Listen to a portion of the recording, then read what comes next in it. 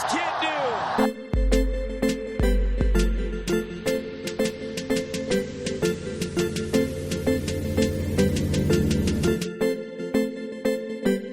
Hello, soccer fans. Welcome to the Soccer Brothers Podcast. This is episode number 71. I'm your host, Sahil, and I'm excited to be here to talk about a USMNT win versus Trinidad and Tobago in an important World Cup qualifying match. So why don't we get right into that?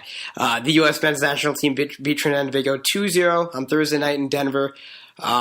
In our first World Cup qualifying game since that tie at Panama. It's Bruce Arena's third competitive match after the firing of Jurgen Klinsmann, and this turned out to be a very exciting game, and I'm really excited right now, but the main reason for that being that Christian Pulisic scored 2 goals. Yes, the 18-year-old sensation came through again, and I don't know if he met our expectations or exceeded them, but I am happy with his performance, and overall, I thought there were some weak points of the game, some strong points of the game, but why don't I just get these goals out of the way because I'm going to be referencing them throughout the episode. So in the 52nd minute, a beautiful piece of play led to Pulisic's goal. So Nagbe made a great move around a couple defenders, played a 1-2 with Dempsey, received it again, he had his back to goal, so he had to play it away. So Nagbe played it into Yedlin, who did a one-time cross into Pulisic, who just slides it in and slots it into the back of the net really smoothly, and that put us up 1-0. And then, just 10 minutes later, Pulisic scores again.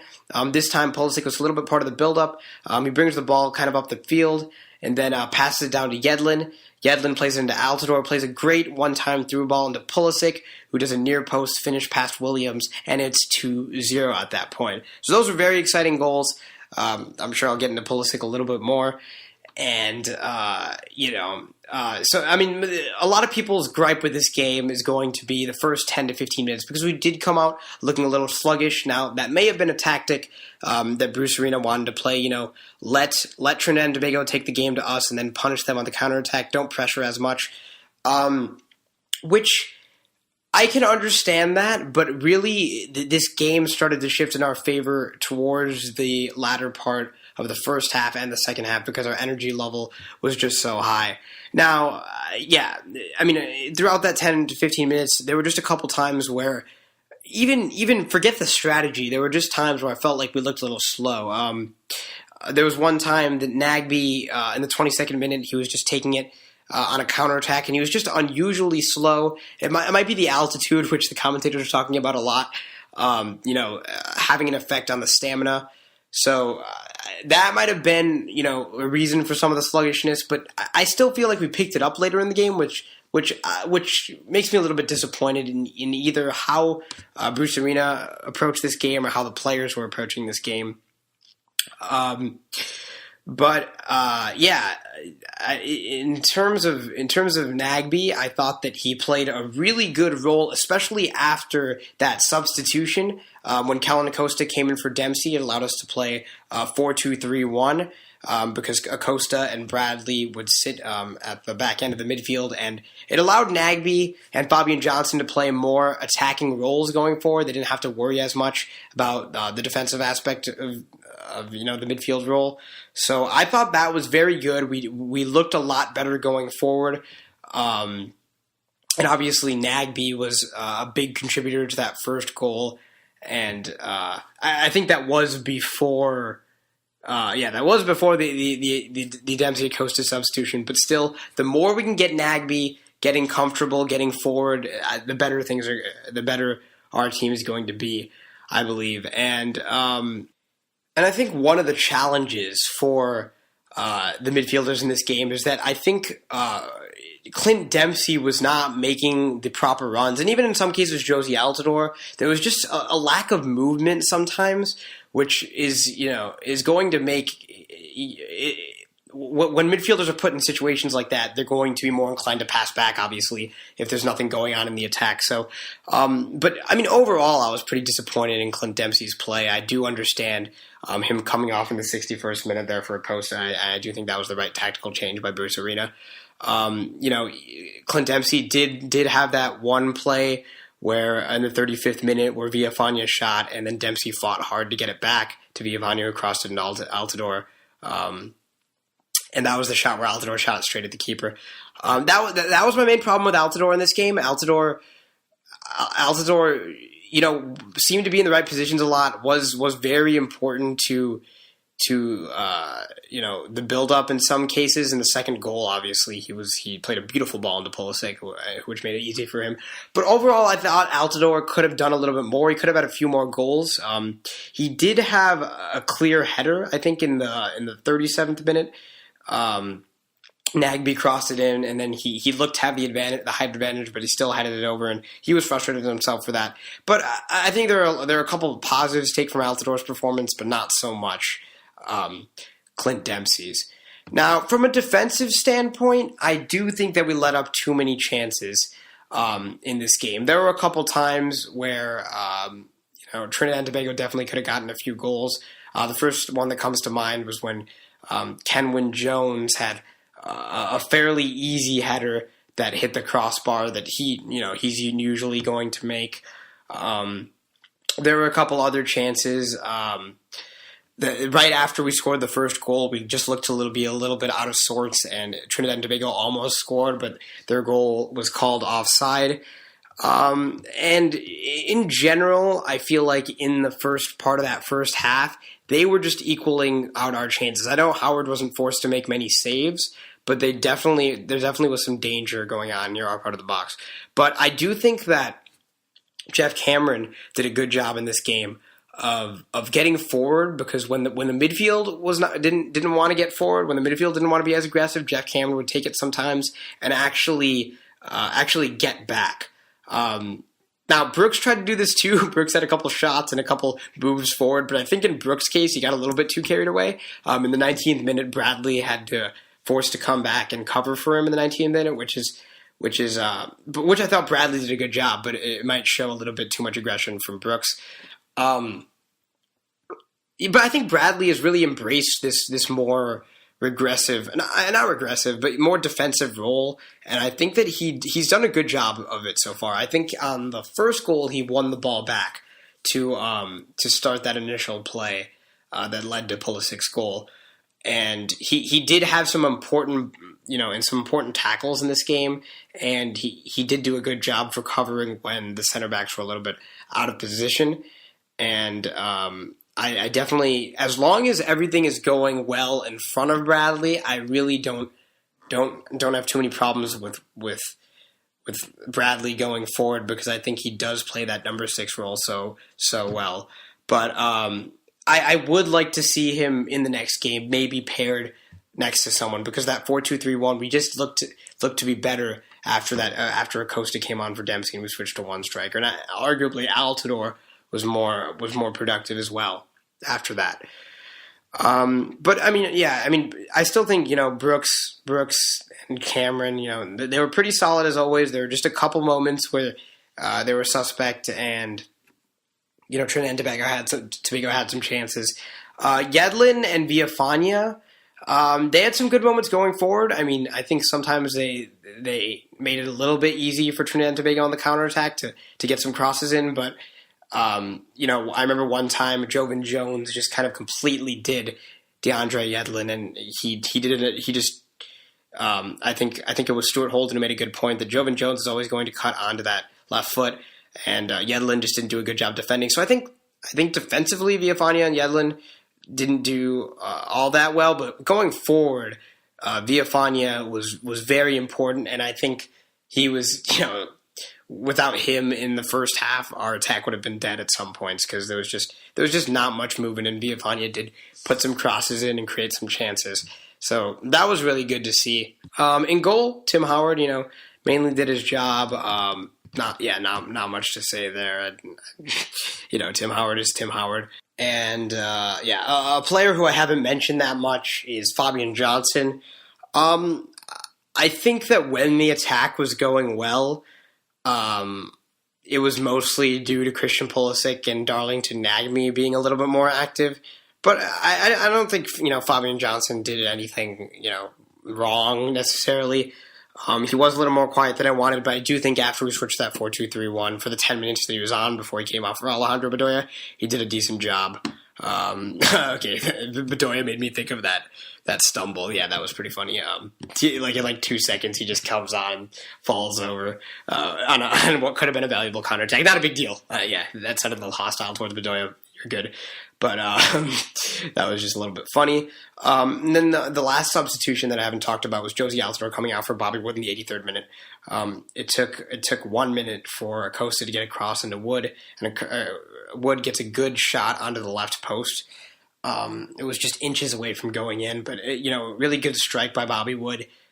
He's really good at that, creating just a really powerful shot out of little movement. One of the characteristic about him that I really like. I think that Bobby Wood would be a decent option going forward, because I do think Clint Dempsey, what he showed today, was not that promising, and I think that it's always better to pair, at least a slower striker with a faster striker. If you're going to play with two, I would prefer we play the 4-2-3-1, but if we do see Bruce Arena come out with two strikers, I would not want to see it Altidore and Dempsey. I'd want to see Altidore and Wood, Altidore and Morris, but I mean, that would be fine, but I would rather see Altidore and Wood. And I think that could create a recipe for success. But really, my primary option would still be to go for that 4-2-3-1. So what does this mean for the U.S.? I think that, we're in third place right now. Mexico is playing as I record this episode, so it's all temporary. I wouldn't really focus on the place that we're in so much as, what U.S. fans can know is that as long as we're getting these types of results at home, getting some draws on the road, we don't necessarily need to do that with Mexico, but getting some draws on the road, getting some wins at home, especially in these matches that you just are expected to win and should win, then we're going to be fine, and we're going to make those top three spots, and we're going to go to be in Russia in 2018. But I think that it was generally a positive performance. I think it shows you what this team is capable of, because of that first goal, just beautiful. From the run from Nagbe to the one-time cross from Yedlin to Dempsey's awareness of knowing where Yedlin was behind him and just playing the right ball. It looked like everyone was in sync. And those are the type of goals that just make you smile, because it's almost like, that type of play that Jurgen Klinsmann was talking about beautiful soccer. I know we're not there yet at all, but those little pieces of play in the final third, I think we have that kind of potential. We just need to put the right personnel on the field and have the right energy level. And yes, Altidore, Wood, Nagbe, Pulisic, they can create tons of chances. And I think we'll be able to break down defenses even if they're packing it in the box, because these players are creative enough. And I think it's time for my Pulisic segment now. Christian Pulisic. Oh my God. I'm not going to lie. I was definitely happier. I definitely would not have been as happy during both of those goals if it wasn't Pulisic, because it just means so much. It doesn't only mean that we got a goal in a World Cup qualifier, but it shows that the hype about this kid is real. And, he's like a year older than me. Is he even a year old? Yeah, he's a year and a few months older than me. And he's just going out there and being a lot more successful than I am in life. But I'm happy about it, because he looks so mature on the field. The way he's, talking with the ref and just commanding respect, commanding the Trinidad and Tobago players to cheaply foul him. By the way, little sidebar. In that first half, what the hell was that advantage call? Yeah, it shouldn't really, like the guy said, it shouldn't really be called an advantage if it's a disadvantage. 18 yards out, Fabian Johnson goes down, and we have an advantage. I'm happy that Christian Pulisic complained about that, because that was ridiculous. But anyways, Landon Donovan was saying this. By the way, Landon Donovan, great commentary. We interviewed him on episode 60 of the podcast. You can always go check that out. But Landon Donovan was saying this. Pulisic pretty much does everything. He has the dribbling, he has the passing, he has the awareness, he has the finishing ability. We don't expect him to come in soaring for headers, but, he doesn't even need to be on headers because he's good at delivering set pieces. I don't think he's quite honed that skill as much as some of his others, but he definitely has the potential to do that, and he's taking corners for us a lot. So I'm really happy with what I've seen from him, and he doesn't like anything else from this point is just going to be a bonus because he is already. This is not Julian Green. This is not Freddie Adu. This is Christian Pulisic. This is the starter for the second best team in Germany, easily performing against CONCACAF competition. And I think it can translate to a stage higher too. I don't think I'm speaking in hyperbole at all when I say that this player in a few years is going to be.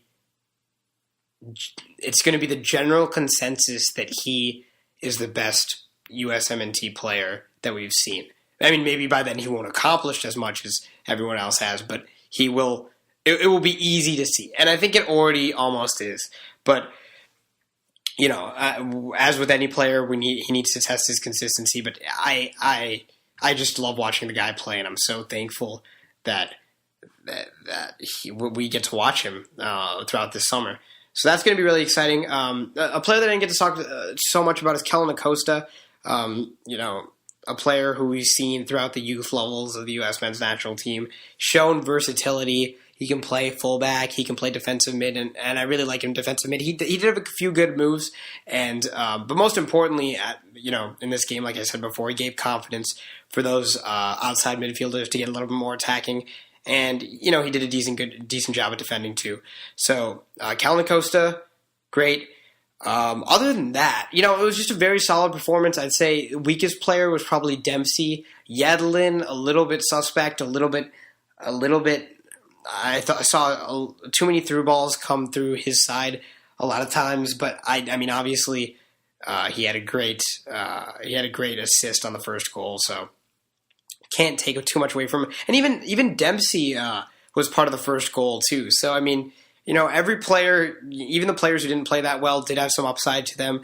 But let's not get so confident. Let's not, think that we're just ready to go in and bully Mexico on Sunday because Trinidad and Tobago could have scored a few goals in this game. And, they're the sixth team in the Hex right now. So, that's a little reality check, but I think there's a lot of positives to take away. What separates a good coach from just a coach is, can Bruce Arena take the positives from this game and just channel them in a greater fashion? Can he actually, instead of being stubborn, see what worked in this game and just start off with that in the next game?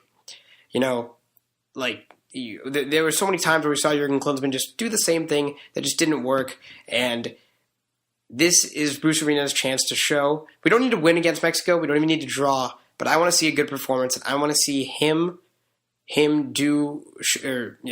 utilize what worked in this game. So that's what I want to talk about the USMNT. I guess I can quickly do a preview against Mexico. All games at the Azteca are going to be hard. I mean, I think that we can come out aggressive, though. We just have to. I think we should come out in the 4-2-3-1 with Acosta and Bradley behind Pulisic, Nagby, and Fabian Johnson, who can be underneath Altidore. I think that would work. And then we could have Wood or Dempsey come on as a substitute if we need a more attacking change. But I mean, I'm predicting a 2-1 loss at the Azteca for the U.S. But I just want to see a good performance. We don't need to win the Hex. They all count the same in the top three. And remember, this game was never going to be easy, no matter what. So, that's enough about the USMNT. Pretty exciting. But I'm going to move on to my next little segment, which is going to be about the transfer rumors that are going on right now. So I'm just going to talk about a few, just two.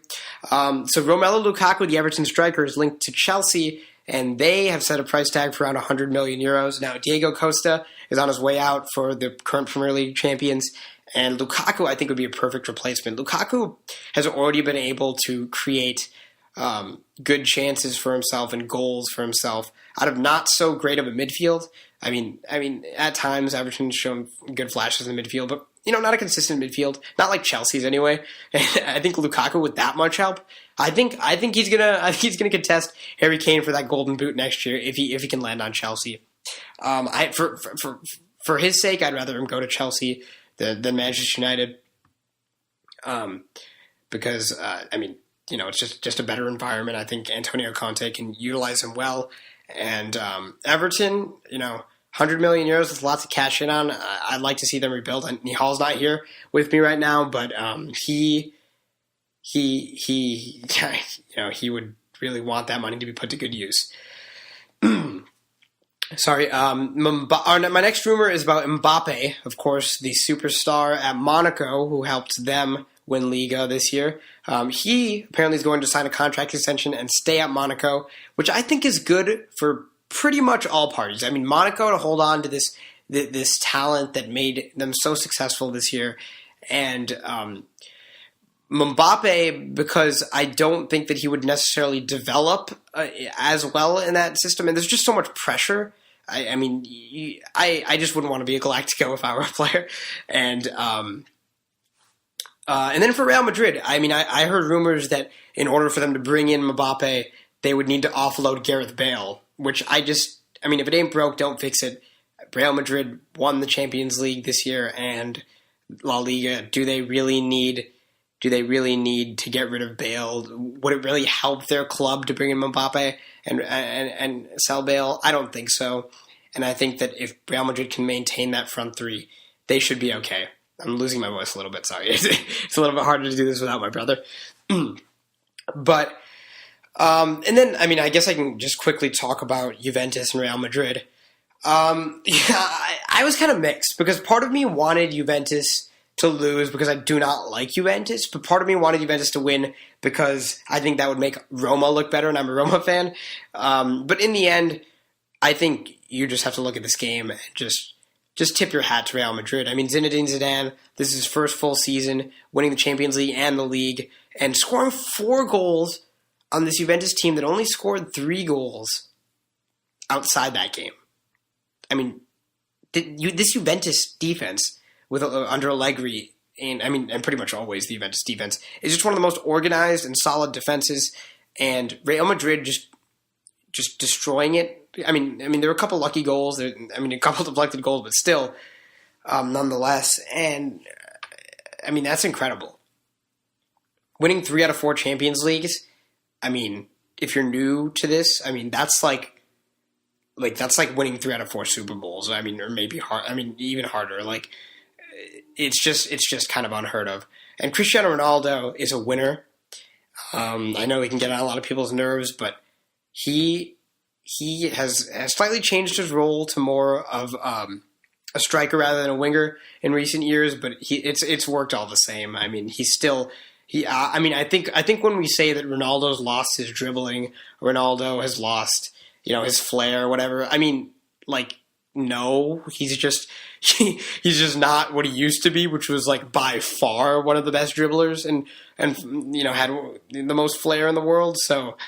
That's relative that he's lost it or whatever, So even though he is a striker, more of a centralized striker now, he's still capable of beating players one-on-one and creating chances, and I enjoy watching him. For Juventus, I think it's a bit of a missed opportunity. That back line isn't getting any younger. Buffon, it would have been nice for him to win. I do think that they can challenge again next year. You still got that crazy front line with Mandzukic, Dybala, and Higuain, and none of them are going to get worse next season, I don't think. So that's exciting for them. I don't think that Juventus should touch the transfer market too much because I think they had the pieces that they needed, and I think that they can easily win. Not easily, but I think they can win Scudetto next year and win the Champions League. And challenge for the Champions League again with the current roster. I would try to add a couple pieces, but don't mess up too much because right now I think they have a really good balance of star power and depth, and they have got. I would be scared of them going forward if I were any other European team. So my thoughts about the Champions League final are basically, wow, this is a dynasty from Real Madrid. I know they hadn't won La Liga in a while, but still those Champions League titles speak for themselves. Zidane, amazing player, turns out an amazing coach right now. And Juventus, yes, this was a golden opportunity to bring one home, but I don't think it's over. And yeah, I mean, I thought it was a pretty good game. I mean, well, yeah, it was Mandzukic on that goal to equalize with Real Madrid. I mean, that was just a brilliant goal. I mean, that's one of the best Champions League goals you're ever going to see, that overhead kick. We were so shocked. My brother and I were just in a bar in Chicago, and we were just like we could not contain ourselves, even though it wasn't a soccer environment. I thought they kept it pretty even, and then the second half, once Real Madrid scored that, I think it was Casemiro. I don't have anything in front of me right now, and it was a while ago, but I think it was Casemiro who scored the deflected goal for Real Madrid's second goal. And then they just kind of took over, and Juventus had to change their style of play. And Juventus is used to and prefers playing up or, playing tied. So, and then Real Madrid can obviously punish you if Juventus gets a little bit uncomfortable there. So that's basically how the game went. And I'm excited for both these teams next year, to watch both these teams next year, even though I'm a Roma fan. It'll just be exciting from a neutral point of view.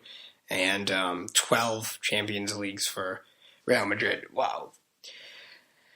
So generally for the podcast, I'm sorry about the lack of content these last few weeks. It's my junior year of high school, or was my junior year of high school, which is like the craziest time for me. And I had APs going, and prom, and a bunch of other stuff, and I'm sorry. Like, I kind of gave up to myself. Like, I didn't even, usually, like, when we take a break from a podcast, it's like, oh, every week I just keep on putting it off. But I kind of just knew from late April that I wasn't going to do it. And I think that's why I sent out a tweet then, just saying, like, consistent episodes will be back in June. So, and it's definitely harder to do without my brother, but I'm going to do some more specialized episodes, I think, some more 5 to 10 minute shorts about things I'm interested in. But yeah, Nihal should be back in October to December, if anyone's wondering. So until then, I'll try to be, I'll do it by myself. I'll try to get some guests on. But that's where he is. And generally, yeah. So I mean, life's just coming to more of a steady pace for me right now. Just trying to work in a schedule and get going this summer and push out content, because I know we did not do as well in the end part of 2016, the early part of 2017, as we did in the end part of 2015 and the early part of 2016. So basically, yes, expect consistent content. I think I'm motivated. I'm ready to talk about the U.S. this summer. I'm ready to talk about transfer rumors. And then next year, I will not be as busy, because senior year in this is just not as bad as junior year. And we're only a year away from the World Cup, guys. 6 months away from the draw. That's so crazy. I mean, I can't, it just feels like the 2014 World Cup was yesterday. And then it feels like we were talking about the 2015 Gold Cup yesterday on this podcast. We're nearing our 1 year anniversary. I'll tell you when we get to that. But thank you for all the support. We have an email. We have a email for this podcast, SoccerBrothersPodcast@gmail.com. We have Twitter and Instagram. Those are under the handles at SoccerBrothersPod. Facebook. Support us in all those places. Then you can listen on SoundCloud, Podkicker, iTunes, wherever you want, really. And review and rate us there, and contact me on social media and email us questions, because I'm sure I'll be able to answer them, and I want to answer them. And I'm excited about the U.S. national team and about where the podcast is going. So please keep bear with me here while I try to get back on track. And if you haven't, go check out some of our other episodes that are more broad and more long lasting, like that episode number 60 with USMNT legend Landon Donovan. That's a great episode. Go listen to that if you haven't already. But anyways, I'm going to get out of here. Thank you so much for listening, and I will see you on episode number 72 of the Soccer Brothers Podcast. Thank you.